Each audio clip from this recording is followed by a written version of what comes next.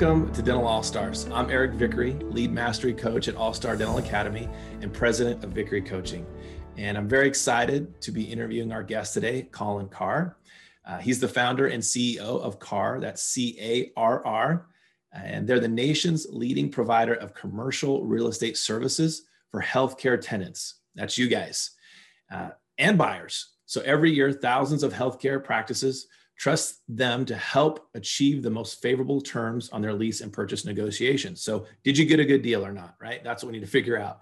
And Colin has been involved in commercial real estate since 2000 and personally completed over 1,000 transactions. That's a lot of work. All right. So Colin is an experienced mentor and instructor, having trained over 150 commercial real estate agents in markets across the country. All right. So we're similar that way. We do some training, Colin. That's awesome. He also educates thousands of healthcare professional administrators, business owners, and students on an annual basis through national meetings, conventions, study clubs, associations, universities, and webinars. So welcome, Colin.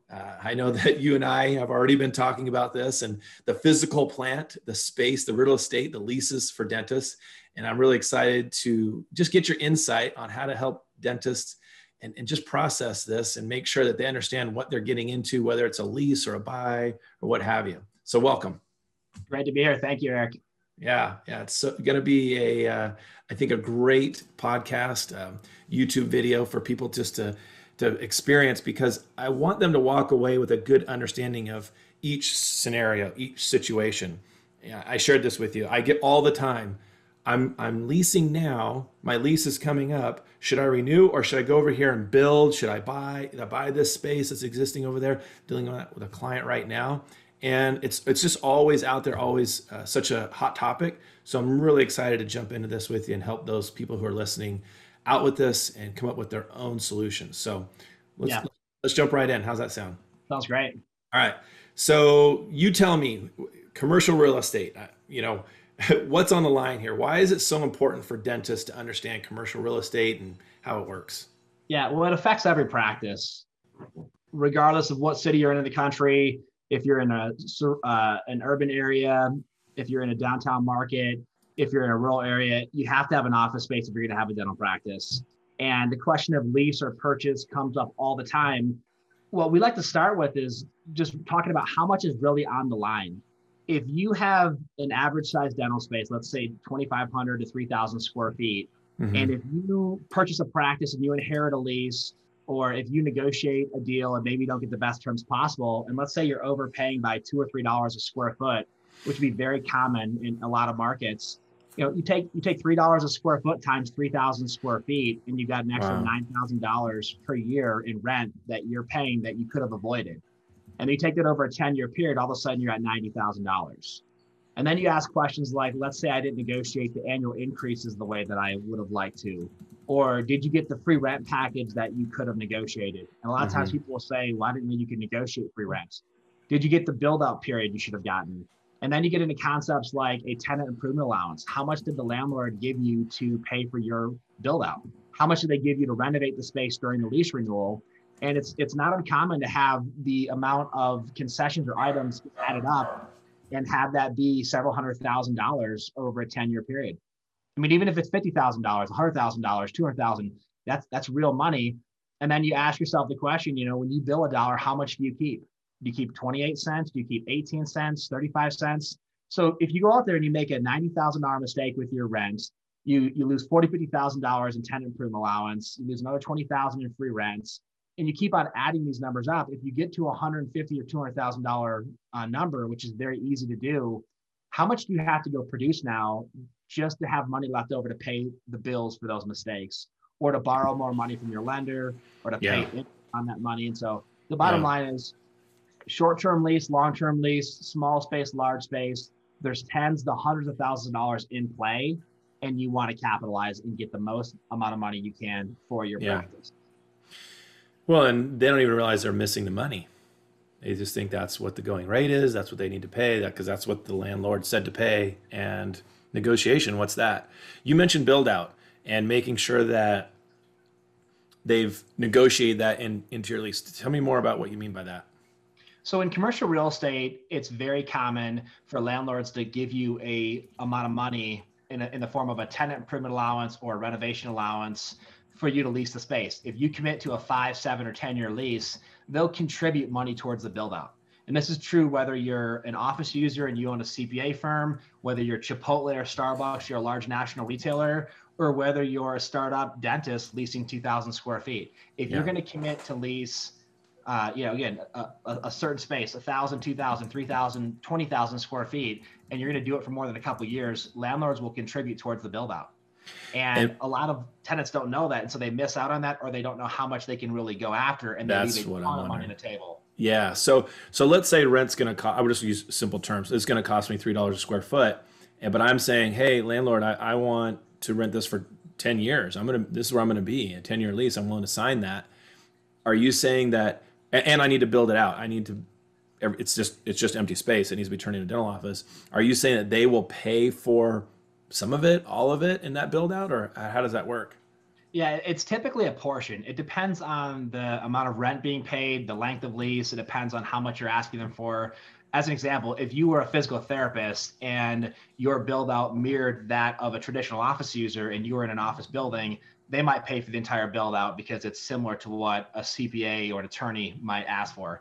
If it's a dental office or a veterinarian office where it's a lot higher end, a lot more complicated, millwork, plumbing lines, all sorts of stuff like that, typically they'll pay for a portion of it. Okay. And whether that's a quarter of it or half of it or 3/4 of it, it just depends on what's the condition of the existing space, how nice a finishes do you want. Bottom line, they're going to pay a portion of it in the vast majority of leases, and that's in exchange for you committing to a long-term lease. Wow, that's great. Okay, that's really good to know. So, and since we're talking about this, I mean, I've got clients, like I said, right now, and they're January 1st is right around the corner, and they're wondering, should I renew my lease? Do I just take the amount? There's a cost of living increase on this. But I also see this building over here that the dentist just decided not to come back from COVID, right? Just said, no, not coming back. And it's for sale at, I don't know, $500,000, let's say, just easy math. Should I lease it? Should I buy it? I'm not, a young chicken anymore. Maybe I'm only going to practice for 10 more years. Should I go buy this physical plant? Is there a benefit to owning the building over leasing? I guess would be the big question. Yeah, there's huge benefits to ownership. What it starts with, or let me say it this way. If you start and look at it and say, I'm only going to practice for 10 more years, well, that's 10 years that you could be receiving tremendous tax deductions, principal pay down, the building could be appreciating over that time. And then when you sell your practice, you could still write a 10-year lease for the person that buys your practice to also lease your building. And so for me, it doesn't matter if you're going to practice for 2 more years, 5 more years, 30 more years. The main questions are, how does the purchase compare to your lease opportunities? Now, there are times when leasing makes a ton of sense. If you are not sure if you want to be in a certain area for more than 5 or 10 years, that's great flexibility. If you need help from the landlord perspective, as far as will they pay for a portion of the build out? Will they give you free rent during the build out? Will they give you free rent once you open? And if you only have a certain amount of money you want to borrow, then leasing gives you more flexibility from that perspective. But the main question of should I lease or should I purchase finds its answer typically in the numbers. And we recommend doing a very detailed purchase versus lease analysis. And it breaks down the cost of ownership versus leasing upfront. What's the check you're going to have to cut if you lease versus you purchase? And then it gets into what type of tax deductions do you pick up if you're leasing versus purchasing? And then it factors in principal pay down. Every month you cut a check when you own, you're paying down principal, which means your net worth is increasing every single month. And then you get into appreciation, you get into other factors. You talk about down payment. Can you even afford to buy the building? Will a lender give you the money to buy it? So there's all these factors there. Long story short, if you have a chance to own real estate, you should always look at it, in my opinion, and then you should do a detailed purchase versus lease analysis. That's great. I love it. The question I get is, am I too old to take on that much debt? So client is 50 plus years old and they're wondering, should I take on this debt? I'll just keep leasing. And for me, it's like, and you tell me if this is bad advice, but for me, I'm like, look, and I think you kind of said this was you buy it now, it's only going to go up in value. Okay. For the most part, I understand there's bad times and good times, but it's going to go up in value and you're going to have the write-off this whole time, of course. And at the end, you can decide if you want to sell that building or be the landlord again on the other end and have some income coming in eventually, right? Yeah, I mean, the reality is if you have a lease, you still have a debt.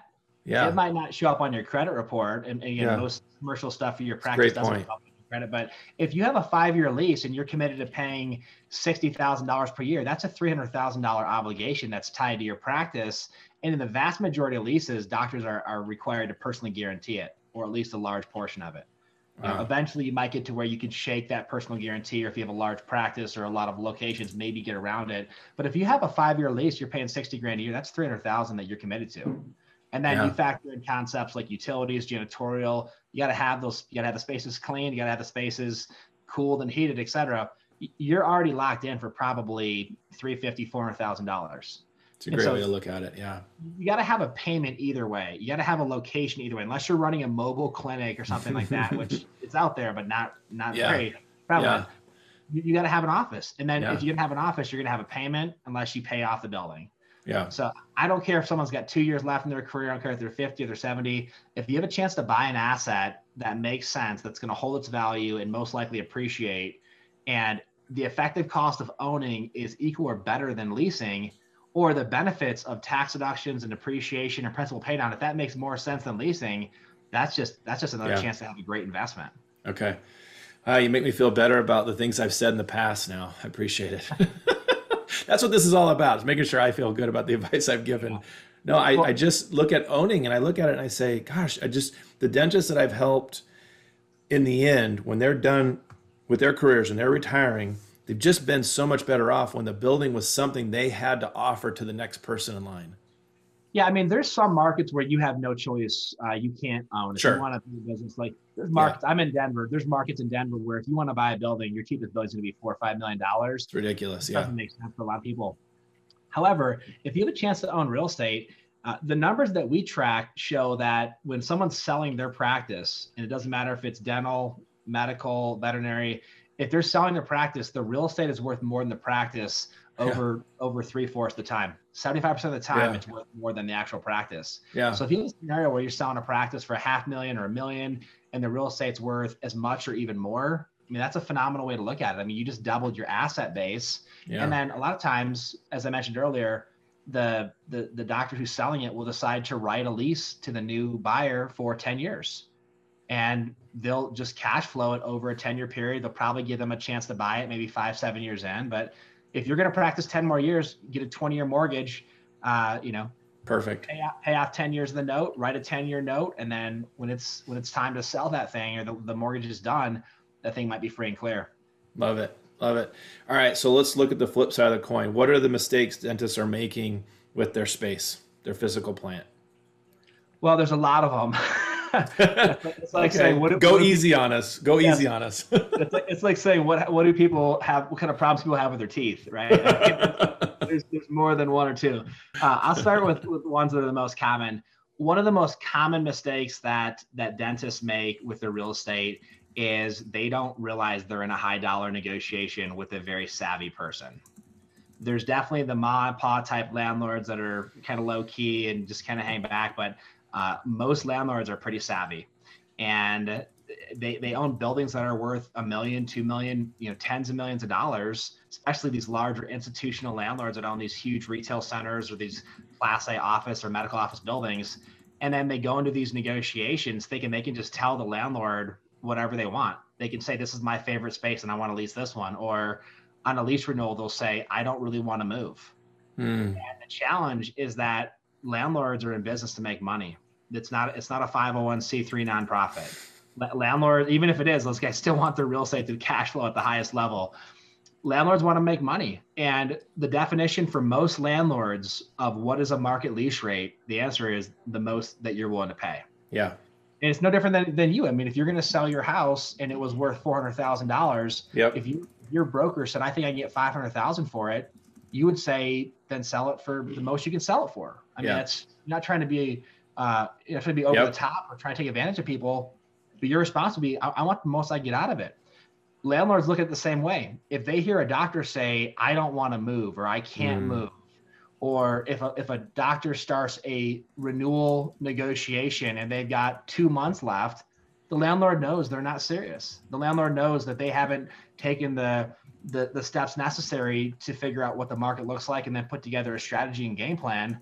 So the landlord knows that they're going to be able to bump their lease rates, not give them any concessions, not give them a fair deal, and the doctor's probably going to take it. So I totally get this. And, dentists didn't become dentists so that they could be business owners or leases or something. It's like they wanted to help people get healthy. And so this is one of those aspects where you're really taking us to school here, Colin. So I appreciate it. What about, it's January 1st is coming, and now my landlord's coming to me and they're saying, we want you to sign this 1 year lease renewal. For some reason, now it's on a year to year. You've expired your 5 years or whatever it was. And is there a negotiation in that? Can you say, no, I want 30 days, or is that dangerous? Or how flexible do you want to be as a dentist? You don't want to have a month-to-month or a year-to-year lease as a dentist unless you were the one calling those shots in a random scenario, such as, let's say you were building a building and it wasn't going to be finished for 6 more months and you needed a short-term renewal. That could be a reason why you'd want one. But if you're in your practice and you're planning on practicing for a considerable amount of time and you don't have a deadline or a target coming up where you're going to sell or something, you want a longer term lease. You don't want to have to deal with the fact that they could kick you out with short notice. They could tell you that you have to move very quickly. I mean, those are very bad places to find yourself. Okay. So why would a landlord be offering a year-to-year lease? If they perceive the market to have the chance to go up considerably, or if they had a chance to lease to somebody more desirable, or if they were thinking about maybe tearing the building down and rebuilding or redeveloping, concepts like that. If it's a really nice building and they're not going to tear it down or redevelop it, they're probably playing the market. They probably think they're going to watch you, see what happens. They might try to lull you to sleep with that type of a scenario and then hit you a month before your next renewal and then dramatically increase the lease rates and know that you have no option. Yeah, I can't imagine that short-term lease is something they would even want unless they have something else in mind. Yeah, if a landlord is offering a short-term lease, you know right away something's going on. Yep. It doesn't work that way. Landlords want stable investments. Yep. Landlords want long-term commitments, and they want long-term cash flow. When you see landlords do shorter-term leases, it's not to help you. Like, I can guarantee you this: if a landlord's offering a shorter-term lease, it is not going to be to the benefit of the tenant. It's going to be to their benefit, and you need to figure out why are they doing this. What's the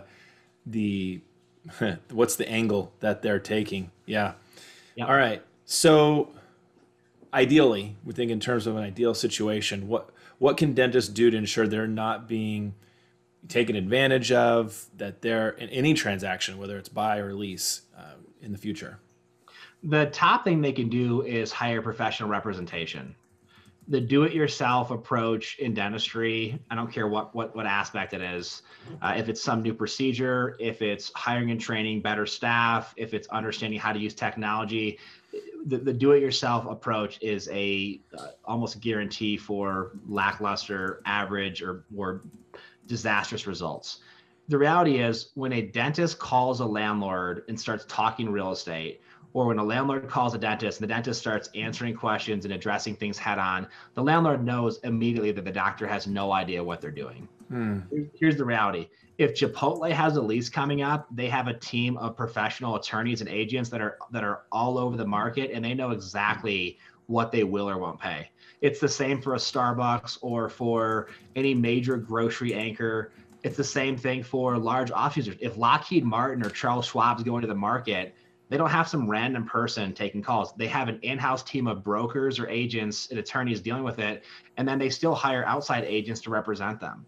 So if you're a professional company, whether you're a sole proprietor or whether you're a huge publicly traded company, if you're serious about being successful, you hire people professionally to represent you. And real estate's typically the second highest expense behind payroll for most dentists. Might be third, behind merchandise and capital equipment for a season, but over 30 years, real estate's probably going to knock in at number 2. And so if you have your second or third highest expense behind payroll and you are trying to take the helm and deal with it, you're going up against professional landlords, you're going to get owned in that negotiation. And a lot of times they'll do it with a smile on their face. They'll be cordial. They'll be respectful. They'll maybe even make you think that you're getting a good deal. That's right. You feel good when you walk away and you have no idea. Yeah, they'll even become a patient. People say, well, he's my patient or she's my patient. It's like, well, of course they are, because they know if they spend $400, $500 with you per year, they can overcharge you by 12 to 15,000 and you'll be less comfortable pushing back. I'll give you $500 a year. You give me $15,000 back per year. It's a good deal. Return on investment. So how does that look when you hire professional representation? What does that look like? Well, the first question is, all right, yeah, I'd love to have someone else handle it for me. What's it cost? That's one of the best parts of this discussion. When you hire an agent or a broker as a tenant or buyer, you never pay that person, right? It's just like residential real estate. If you're going to list your house for sale, you hire an agent or broker, that's the listing agent and listing broker, and you agree to pay them a commission. That commission's built for two brokers. If the buyer shows up with an agent, then they just split the commission right down the middle. But if you're going to buy a house, you would never pay a broker a commission. You know that the listing agent has a double commission set aside and they're going to split it. Same thing, commercial real estate. We should have led with that, Colin. That should have been our first question was, how much is it going to cost me? Nothing. Okay, I'll keep listening. Yeah, no, that's exactly it. But you can splice the video up and then we'll just be out of it. No, we'll keep them hanging on to the end to hear what the cost is. Yeah, I think that I had no idea. I figured there's some sort of monthly fee to hire for your services, but you're saying basically I negotiate through you. You're you're like my attorney, my lawyer representing me for the lease negotiation, and you're going to split that commission with that management company on the other end, right? Yeah, whether it's a management company or a listing agent or broker, in almost every transaction, there's a fee set aside. A lot of doctors think to themselves, well, if I don't use a broker, I'll save that money. Again, that's another huge mistake, because you're not the one determining the commission amount and you're not the one paying the commission. Landlords and listing agents are famous for telling doctors, and again, because they wouldn't try and tell someone like Chipotle or Starbucks this because they know better, but they love to tell doctors, if you don't use a broker, we'll give you a better deal. Wow. And then the doctor buys off on that, or the office manager, whoever's handling, buys off on it. And it's, again, it's like me saying, hey, listen, it's 25 cents each, or if you are interested, I can get you at 3 for $1. And people just hear discount or better deal. Like, oh yeah, I'll take that. Yeah. They don't have a clue what that means. And so, you need to have professional representation. It's not going to cost you anything. And then the next part of this equation is, what does that broker agent do? They go to the market ahead of time and they do all the due diligence and research. They let you know if you want to move, there's 3 options that are comparable for you to lease. If you want to purchase, there's two buildings or 2 condos for sale. If you want to buy a piece of ground, here's your best options. Then they put all the numbers together and then they start negotiating simultaneously on multiple properties. And that's a big difference as well between commercial and residential. Residential, you pick the property that you fall in love with, that you want to own, you submit a contract. And if the seller signs it, you're under contract, you're locked and loaded. Wow. In commercial, you negotiate on a non-binding basis. You're trading paper back and forth, but it's not a binding contract. It's non-binding. It's a non-binding letter of intent or request for proposal. And so your brokers is doing due diligence, doing research, they're finding the best options, and then they're negotiating with multiple owners, and then they're giving you detailed information saying, here's what you're paying currently in your current property. Here's what it would look like if you wanted to go purchase, and here's how the numbers compare. Here's why you should stay. Here's why you should move. And here's what other landlords are willing to do. And so when you start negotiating with your current landlord, you've got market intelligence and market detailed information on what other landlords will or won't do. So you're not going to get taken advantage of. If your landlord's trying to charge you $25 a square foot and the other 3 landlords in the area are at 20 or 18 a square foot, you know that you're grossly overpaying. Yeah. And you can then leverage that information. Yeah. So a listing broker's job is to get the landlord the most amount of money they possibly can. Raise the lease rates as high as possible. Give as little. A tenant or buyer agent is trying to help level the playing field for their client, and in this case, a dentist, and they're trying to help them save as much money and get as competitive of a lease rate and as high of concessions as they possibly can. And that pendulum can swing one way or the other, but usually there's a couple $100,000 at play. Wow. And all of that fee is paid in the transaction, not by the client, not by the dentist. Yeah, if they go buy a $500,000 building, there's a commission set aside for a percentage of that for both sides. If they go do a lease, there's a percentage of that as well. And so sometimes, you'll hear someone say, all right, well, how do I know that, if you're paid by the other person, how do I know you're really working for me? Or Yeah. so the answer to that question is you've got to trust the person you're working with. Yeah. No different than a patient has to trust you, that if you say, Yeah. hey, listen, I can't save this tooth, like, could you save it? Or, hey, we really need to do this procedure, otherwise it's going to get worse in the future. Highlight that, but there's also a way to have a check and balance, which is get a second opinion.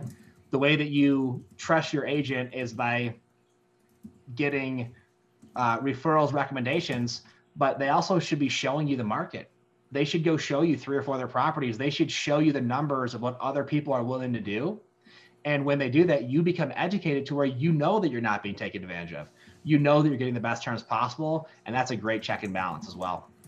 Wow, that's great. I love it. No, it's just such, I don't know, maybe this is like everybody knows this and I'm being naive, but I just feel like most of my clients don't hear this clearly. They get an idea of, especially if they go buy, they know, oh, I go get a real estate agent. I just go get a broker. But I don't know in the lease side of things that they're really paying attention. Hey, I need to have someone on my side negotiating for me. So I think that's wonderful insight. Okay. They're not. I mean, we represent a couple thousand healthcare providers every year. And I mean, we touch a lot of deals. The vast majority of our clients have never used someone in the past. Or if they did, it was somebody who did residential real estate who had no clue when it came to commercial, and then they had no clue when it came to healthcare. So it's very common. You go to dental school because you want to become good clinically. You have a game plan to help people. You don't go to dental school because you want to become a master negotiator or get into these high conflict discussions with savvy landlords that want to pound you in the ground. Doctors don't like that. They're like, hey, I'm uncomfortable. And the landlords know that. So A lot of landlords are cordial and respectful. There's a whole other segment of them that want to make it as uncomfortable as possible. And they want to get you just to tap and sign whatever document they put in front of you and get you to disappear for 5-10 years. And that's a strategy a lot of landlords use as well. Man, I hear you. So you mentioned an evaluation. So tell us how the people who are listening can do an evaluation. If you go to our website, it's carr.us, and we have a free service that we offer. In addition to everything we do is free, but we have a specific service that's called the free evaluation. And if you want to know how your current terms compare to the market, you signed a lease 3, 5, 7, 10 years ago, you inherited a lease when you bought a practice, and you want to know how do those terms compare to the market, we'll do a detailed analysis for you and tell you exactly if you have a good, bad, or average deal. Wow. We'll also tell you what the proper timing is that you would want to start your next transaction.